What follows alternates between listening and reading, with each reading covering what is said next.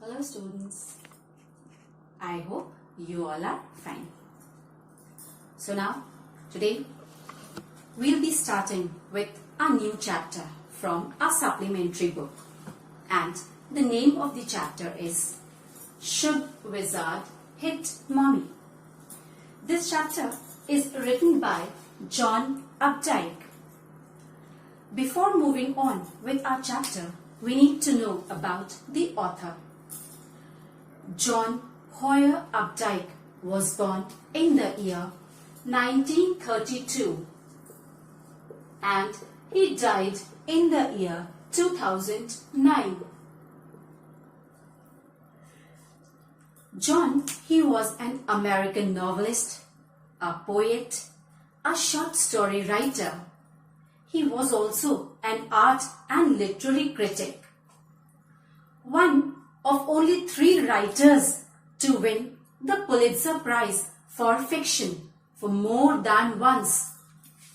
Updike, he published more than 20 novels, more than a dozen short story collection, as well as poetry, art and literary criticism.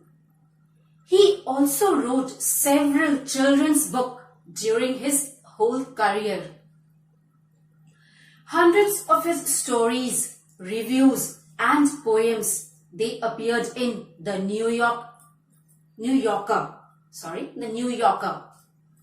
He also wrote regularly for the New York Review of Books. His most famous work is his Rabbit series. Now, what message does the author want to give us, or the story gives us? The story, Should Wizard Hit Mommy? It addresses very important moral issue. It deals with the idea that parents know what is best for their children because parents love their children the most. One should not look for instant solutions to the problems in life. One should wait very patiently for acceptance from friends. Acceptance or the lack of it from friends should not mean that you change the way nature has intended you to be. John Updike also addresses common issue found in most families. Children have their own identity and views. Parents, they find it difficult to accept the fact that their children have individual identity and don't appreciate their point of view. Both parents as well as children, they need to learn to be inclusive and appreciate diversity as well as the creativity also. They should not impose idea on each other and build a culture of mutual respect and tolerance. Now students, before moving forward, let's justify the title. The justification of the title is extremely important. So here, the title is justified as the story, it revolves round the question of understanding. In the story, within a story, the daughter, she desires for an ending where the skunk is acceptable to his playmates. However, the father, he ended the story where the skunk's real self remained quite intact. The story is dealt with from several perspectives, the adult's perspective as well as the child's perspective. The title is an open question put to the reader to attempt an interrogation, analysis and then to give a verdict. The title It invokes curiosity in the reader and attaches importance to the judgments passed, as then it would reflect the reader's understanding of system. The author here has deliberately left the title open-ended. So now students, let's get the summary of this chapter. This chapter, it captures a very sensitive reaction of a small girl to an important aspect of the story that her father narrates to her. The story, it reveals the world view of a little child to a very difficult moral question that shows her mental or psychological richness. Jo, she is a little girl of 4 years only, and she is engaged in a story session with her father. Jack, the father, used to tell her a story every morning, and especially for Saturday's nap. Jo feels herself involved with the characters and the happenings. The story always had an animal with a problem. The old owl advises him to visit the wizard, who would solve the problem. Skunk's problem also was that he smelt very bad. So he visited the wizard, and the wizard changed his smell into the smell of roses. Skunk's mother was very unhappy with it, and then she took him back to the wizard.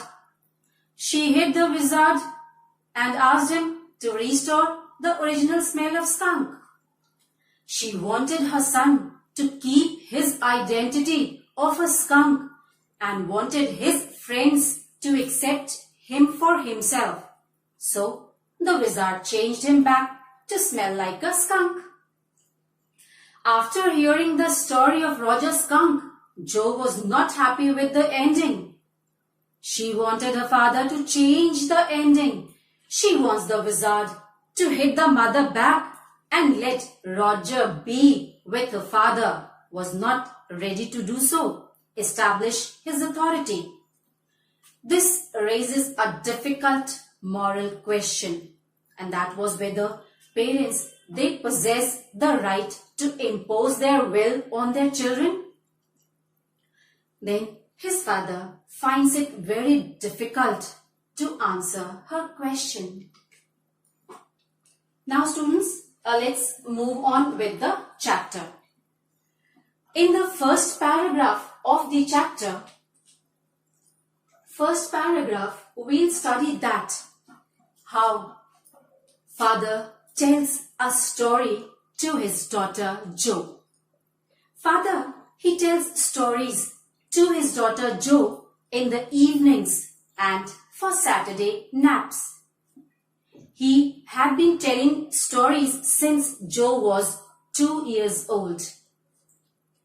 Father was now mentally exhausted because now telling session was not that easy one, as Jo was growing up. Jo was now of 4 years. So each story of her father was a slight variation of the basic tale. Each story starts with Roger.